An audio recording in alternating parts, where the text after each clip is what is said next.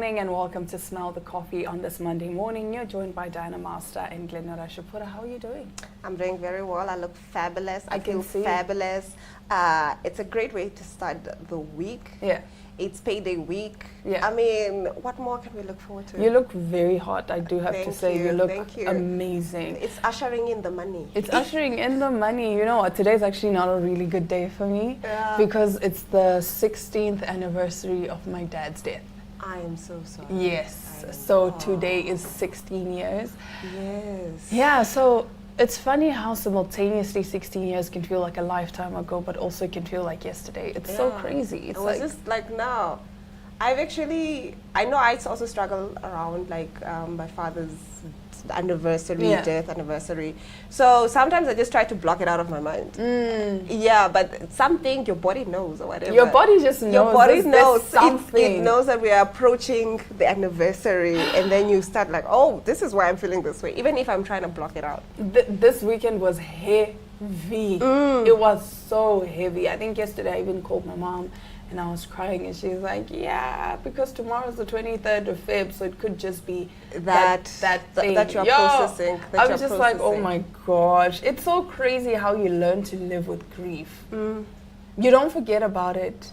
It also never gets easier, but it kind of does. Like the pain just becomes a part of you. It's so, grief is such a funny thing. And then it's even funnier when you have to grieve somebody who's still alive. That's so When interesting. you have to, when you have to so let go of either it's a lover relationship or a friend what have you. or sometimes even a family member, you know. Because I've seen a lot of toxic familial relationships. And just because we are family doesn't mean we have to tolerate you. Exactly. We've tried. We've really tried. Right? Yes. We've tried talking to you. We've tried this. We've tried that. Everything. It's not working. And you're making my life hell. It's fine. Yeah. In this maybe one lifetime that I have, I don't know about reincarnation. Maybe it exists. Maybe it doesn't. But this one lifetime that I have, that I know of so far, we're not gonna mess about it. We're not gonna mess about it. And you know the 5 stages of grief. Oh my goodness. So you went through those? I went through, this last week was so intense for me. And what I don't like about the grieving process or grief is that it's not linear.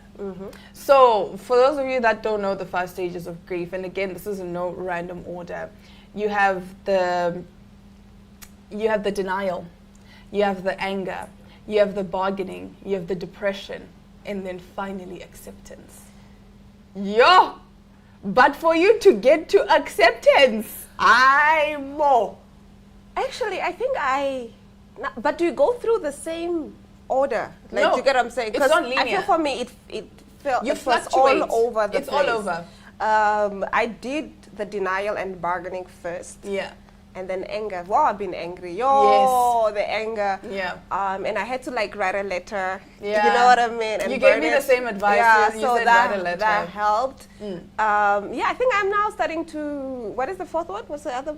I know I talked about denial, bargaining, anger. Depression. Depression. Okay, the Then depression, I went through that. acceptance. Okay, so I guess we are maybe cruising into acceptance. Maybe. Who I knows? was fluctuating between these phases because at some point you're like, but what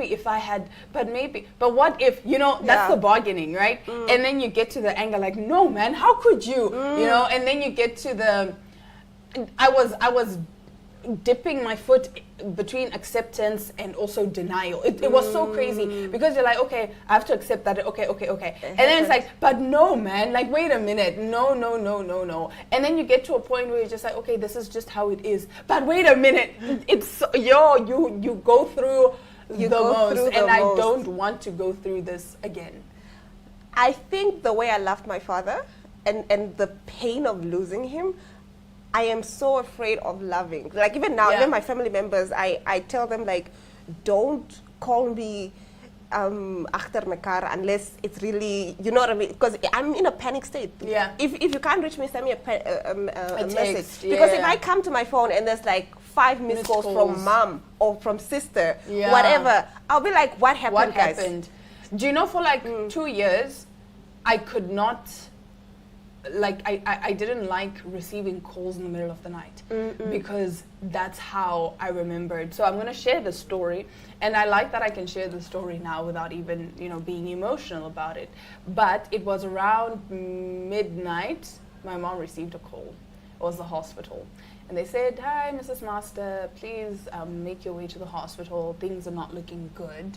So we just want you to have, a moment with your husband." She calls my uncle, my mom's brother. He's a doctor. She says to him, "The hospital just called me." Now, obviously, he's a doctor, so he knows, the guy is gone already. Yeah. But then he just says to my mom, "Okay, don't panic. Just meet me at the hospital. We'll meet each other there." And then she left around 3 a.m., right? Because I think she was just trying to gather that strength to drive. So anyway, before she left, I remember she says to my aunt, my mom's sister at that point, she says to her, "Don't take the kids to school." Yeah. So that time, it was midterm break. So I'm like, Hosala, another day at home, not knowing. And then it was 6 a.m. I was doing my prayers. I was, praying. And then I just heard a scream, like a loud wail. I just knew. I just heard that loud wail, and I just knew. Then I walked, it was the maid. I walked to her. She's on the floor. She's crying. I just went to my room, grabbed my phone, called my mom. I said, "Tell me it's not true." Keep in mind, the maid didn't tell me anything. I just said to her, "Tell me it's not true." I'm getting goosebumps because it's literally similar. Like, I also, I don't know, it's something instinctive in you. I remember that day, the dreams that I had, and then the first phone call was from my sister. And we do talk, but she would never call me that early in the morning. Oh. Before I even answered, I just knew. Like, Something just told you. I just knew. Before I even said the hello, I just knew. This. That gut feeling? Yeah, I just knew. And then she didn't even say anything. She just like, "He did that. That's it." Oh. She couldn't even say the full, no. She just said, "He did that." And I was like, I knew. And then I was like, "Are you fine?" And she wanted to come. I was like, "No, I just need to be alone. I just need to be alone." No, for me, I could not breathe. I think at some point I even had maybe an asthma attack or something. I was so hysterical because my dad and I were like this. I don't think I will ever love anyone the way I love my dad. Like, that's why to this day I can't visit his grave. I only visited his grave a few times in 2010 when he passed on. But every time I would go, I would just break down and just cry. Like, to this day, I think maybe there's a part of me that hasn't fully reached that acceptance stage. That's why I can't go to his grave. I couldn't look at his pictures for the longest time. It was so crazy. You're at the funeral. I'm like, people keep away the pictures. I don't want to see them. I don't want to. And people will be like, "Oh, here's a video." And I also regret not taking those videos because there were some videos that people brought, like, "Oh, I took him. When he was giving a speech, where?" And I was like, I just can't look at this right now. And now when I reach out to the people, I'm like, "Do you still have those videos?" Like, "No, I lost my phone. A long time ago. I lost my phone. It broke, whatever." So I somewhat regret, but I also understand that was the phase I was in. I would have probably broken down way worse. But then you have to remember that you will always keep the memories that you have with him. No one can ever take those from you. Exactly. But anyway, we've spoken enough heaviness, so let's quickly take a look at our memes of the day. What is the difference between Satan and Satan? Satan convinced Adam and Eve to eat the forbidden fruit. Satan once convinced Bonang to write a book without checking for grammar. Satan was cast down from heaven. Satan came back when you called your ex. Satan tempted Jesus with bread. Satan is why you're sliding into DMs at 2 a.m., dog. Sis.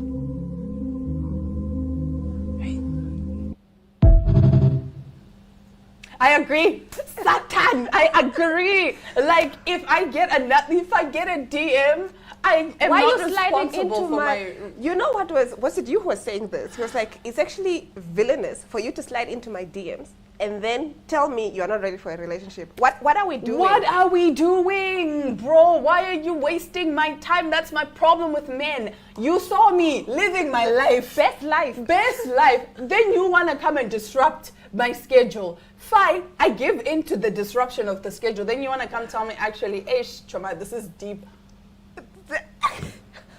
What did you think? Balance me real quick. What did you think this was? Did you think I'm afraid of vulnerability? Like, at your big age, please say that thing that you said to me. Like, at your big age, all of these years, you were just wasting God's oxygen instead of learning to You be are a better pushing person. 40. You are telling us you are afraid of vulnerability. What were you doing all these years? Huh? What were you doing?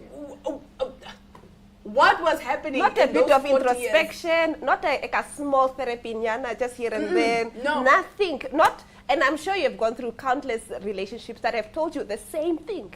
But No, you still you don't want to just change. decide, you know what, Ah. this is who I am, take it or leave it. You know what, as we are leaving, Shoma, bye. Let's take a look at the next meme. So you think after seeing my nakedness and riding me like a horse, you could walk out of my life and be allowed to go scot-free? If not for love.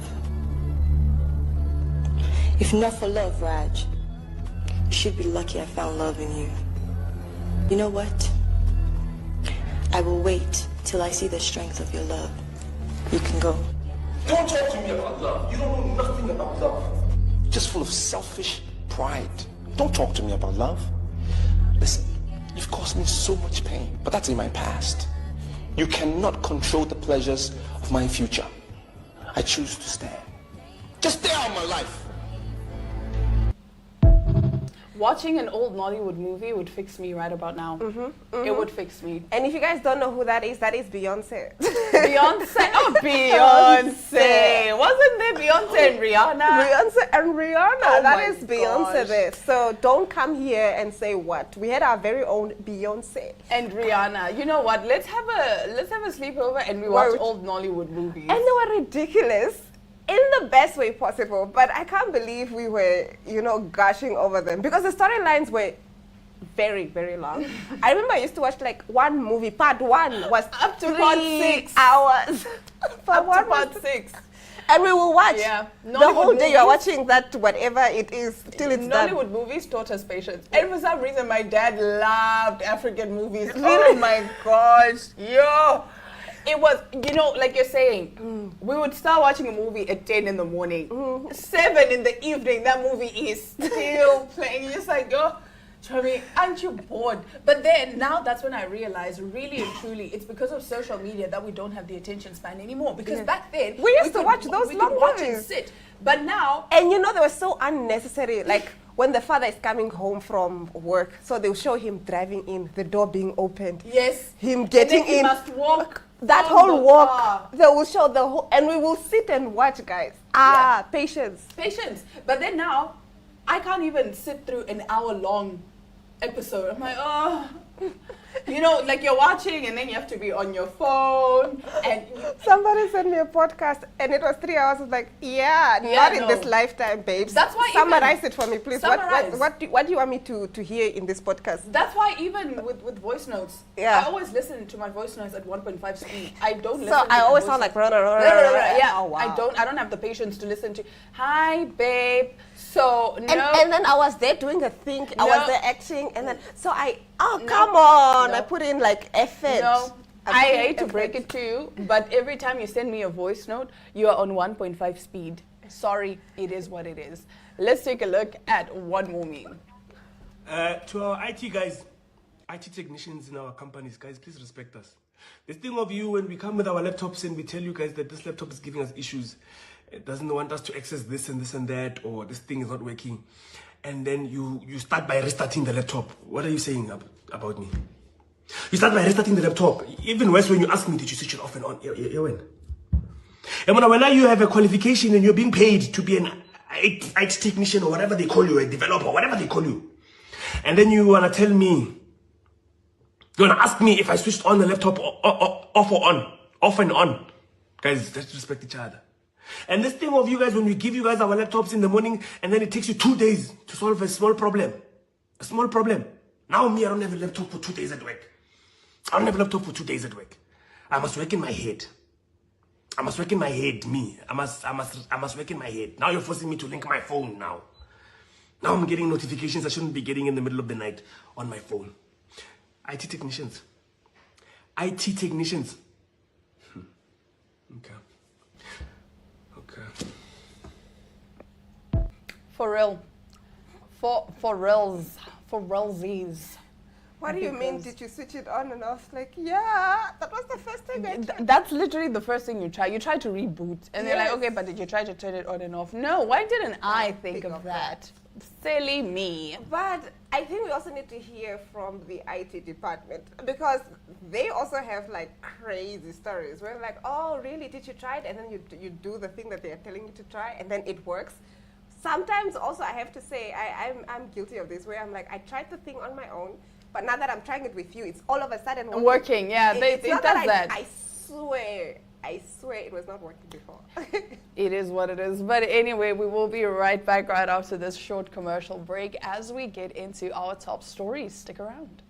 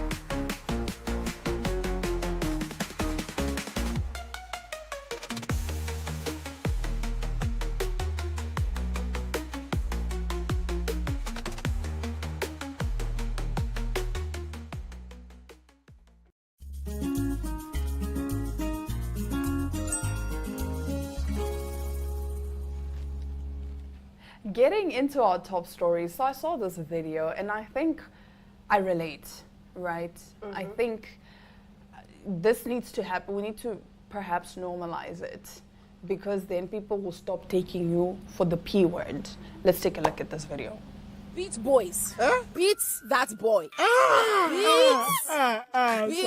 that boy. Don't trust me, because some of them need to hear it. Some of them need to be beat. Honestly, beats them. I feel like under this patriarchal misogynist society, Beat men. a lot of men are very audacious. Because they don't get beaten enough. They don't get beaten enough. This is my ministry. Objection. No, because you know what? Muscle memory at this point, because I beat a lot of people's sons. My goodness. Because, mind you, remember, I was not unprovoked. They came to me. They tried me. And I dealt with them. And because I was short, African girl, they thought that I was going to be an easy target. Wow. Even the glass has to respond to that. The glasses really said, no, sis, I hear you.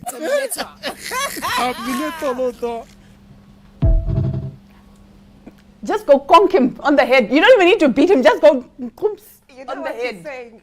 They don't know that I'm also mad. They don't know. I'm also mad. I'm not fine in the head. I am crazy. But funny Because, enough, no, let me just say, first you go beat that boy. Then you beat his mother for raising him that way.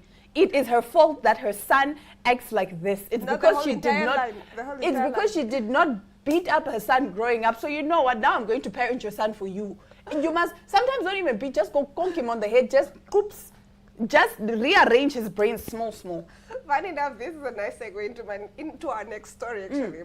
A woman named Aleti Crystal has sparked debate after sharing that she started a business beating abusive men. I recently started a business where I beat men who beat pregnant women, who beat underage girls, and the rape women. My goal is to beat 1,000 men before 2027, she said. Let's take a look at this clip where she goes into detail about this. I don't know if it's a joke or it's real, like your business of scaring married men to go back home. No, I it's saw a that real on business. Instagram too. Like, It's a real business. Yeah, it's my So latest. tell us about that. Okay, so I've recently started a business where I beat men. So you are in a violent relationship. This boyfriend is trying to scam you. You're confused about him. He's cheating on you. He's beating you up. It's actually given me more money than any content creation gig has ever given me. Like, I've gotten so many clients from TikTok, and I'm so grateful, you guys. Shout out to you, babes. I love you. My girl is from TikTok. You guys have really, really kept the lights on in my house. So yeah, I beat them up properly. I have a group of people that I work with to like beat them back into like shape. Do you understand? these men who go out and drink and then they are at a random kafunda, just point me towards the kafunda. You understand? Jump on a call with me. My number is in my bio on TikTok, as a matter of fact. Wake me up at midnight to beat a man. Please, please, give me that opportunity. So I have a goal. In all this, I have a goal. I want to be able to beat at least 1,000 men by 2027. Do you understand?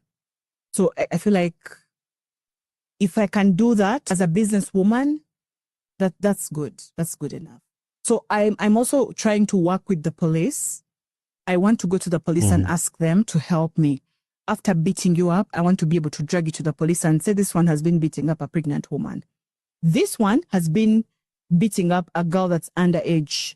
This one raped a girl. This one, I'm literally going to punish men for sure. Yes, it's a thing. It's not a joke, actually. I agree. I actually did not believe it till I saw the clip where she's actually saying it with her own mouth that she has a business beating up men. I don't want to say I agree, so I'm going to be, because the other reasoning here. People are obviously going to say we're promoting gender-based violence, but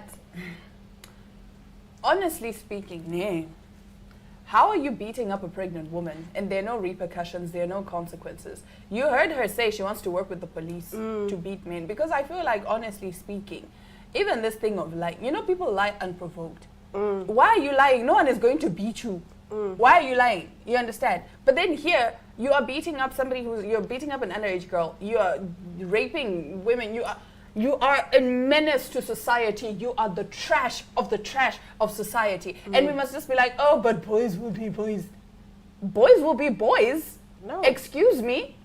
No. Boys will not be boys. Boys will be boys because there are no consequences for their actions. And that's the issue that we are having. That is the issue. Consequences.